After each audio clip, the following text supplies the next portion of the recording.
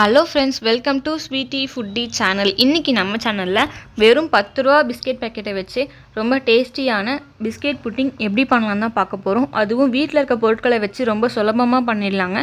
வாங்க இது எப்படி பண்ணலான்னு வீடியோக்குள்ளே போய் பார்க்கலாம். இது பண்ணுறதுக்கு ஃபஸ்ட்டு சுகர் சிரப் ரெடி பண்ணிக்கலாம். அதுக்கு நான் 1/4 கப் அளவுக்கு சுகர் எடுத்திருக்கேன். இதை ஒரு பாத்திரத்தில் மாற்றிட்டு கொஞ்சமாக தண்ணி விட்டு தேன் கலரில் வரணும் அந்தளவுக்கு நம்ம மிக்ஸ் பண்ணிக்கிட்டே இருக்கலாம். ஸ்டவ்வை லோ ஃப்ளேமில் வச்சு ரெடி பண்ணுங்கள், இல்லைனா இது தீஞ்சு போயிடும். தீஞ்சு போயிடுச்சுன்னா ஒரு கசப்பு தன்மை வரும் நமக்கு. அதனால் தீஞ்சு போகாமல் நல்லா கேர்ஃபுல்லாக மிக்ஸ் பண்ணிக்கிட்டே இருங்க. இப்போ பார்த்தீங்கன்னா ஓரளவு தேன் கலர் வந்திருக்கு. இது இன்னும் கூட கொஞ்சம் டார்க்காக வந்தால் நல்லாயிருக்கும். இப்போ பார்த்தீங்கன்னா நல்லா ப்ரௌன் கலரில் வந்திருக்கு. இந்த ஸ்டேஜ் நமக்கு கரெக்டாக இருக்கும். இது ஸ்டவ் ஆஃப் பண்ணிவிட்டு வேறு பாத்திரத்தில் மாற்றிக்கலாம். இப்போது இந்த கிண்ணத்தில் தான் நம்ம ரெடி பண்ண போகிறோம். அதனால் இந்த சுகர் சிரப்பை நம்ம இதில் மாற்றிக்கலாம். மாற்றிட்டு எல்லா இடத்துலையும் படுற மாதிரி நல்லா ஸ்ப்ரெட் பண்ணி விட்டுக்கோங்க. நான் இன்றைக்கி 10 ரூபா மேரிகோல்டு பிஸ்கெட் தான் எடுத்திருக்கேன். உங்களுக்கு சாக்லேட் ஃப்ளேவர் பிஸ்கெட் பிடிக்கும்னா நீங்கள் அது கூட நீங்கள் எடுத்துக்கலாம். இப்போது மேரிகோல்டு பிஸ்கெட் எடுத்து நம்ம இந்த மாதிரி ஒரு மிக்ஸி ஜாரில் உடச்சி போட்டுக்கலாம். நான் 10 பிஸ்கெட் மாதிரி நான் எடுத்திருக்கேன் இன்றைக்கி.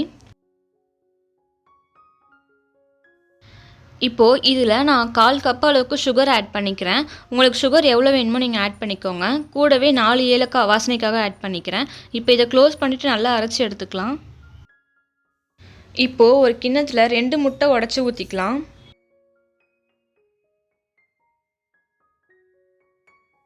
இப்போது முட்டையை நல்லா மிக்ஸ் பண்ணி விட்டுக்கலாம். உங்கள்கிட்ட பீட்டர் இருந்துச்சுனாலும் பீட்டரில் மிக்ஸ் பண்ணிக்கோங்க. இல்லை பீட்டர் இல்லை அப்படின்னா நீங்கள் ஸ்பூன் வச்சு கூட நல்லா மிக்ஸ் பண்ணி எடுத்துக்கோங்க. இப்போது முட்டை நல்லா பீட் பண்ணியாச்சு. இதில் நம்ம அரைச்சி வச்சுருந்த பவுடரை ஆட் பண்ணி மிக்ஸ் பண்ணிக்கலாம். இந்த மாதிரி நீங்கள் ஜல்லடை வச்சு ஜலிச்சு எடுத்துக்கோங்க. அப்போ தான் எந்த கட்டிகளும் இல்லாமல் வரும் நமக்கு. இது கூட நான் 1 டீஸ்பூன் அளவுக்கு ஆயில் ஆட் பண்ணிக்கிறேன். நீங்கள் நெய் கூட ஆட் பண்ணிக்கலாம், நல்லா வாசனையாக இருக்கும். இது கூட நான் 1 கப் அளவுக்கு பால் எடுத்துருக்கேன். இது நல்லா காய்ச்சி ஆற வச்ச பால் ஆட் பண்ணிவிட்டு நம்ம நல்லா மிக்ஸ் பண்ணி விட்டுக்கலாம்.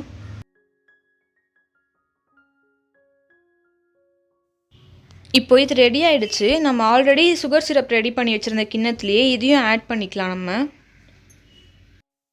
இப்போது இது ரெடி ஆகிடுச்சு. இதை வேக வச்சு எடுத்துக்கலாம். இதுக்கு நான் ஒரு பேன் எடுத்துக்கிறேன். உங்கள்கிட்ட இட்லி பாத்திரம் இருந்துச்சுன்னா இட்லி பாத்திரம் கூட எடுத்துக்கோங்க. இப்போ இந்த பேனில் நான் கொஞ்சமாக தண்ணி விட்டுக்கிறேன். இது மேலே ஒரு ஸ்டாண்ட் வச்சுக்கோங்க. உங்கள்கிட்ட ஸ்டாண்ட் இருந்தால் நீங்கள் ஸ்டாண்ட் வச்சுக்கோங்க. நான் ஒரு கிண்ணம் வச்சுக்கிறேன். இப்போது நம்ம ரெடி பண்ணி வச்சுருந்த கிண்ணத்தை அது மேலே வச்சுக்கலாம். இப்போ இதுக்கு மேலே ஒரு பிளேட் போட்டு மூடி வச்சுக்கோங்க.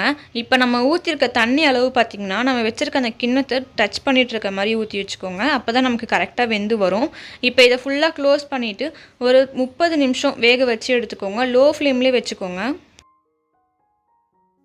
இப்போ பார்த்தீங்கன்னா நம்மளோட புட்டிங் சூப்பராக ரெடி ஆகிடுச்சு.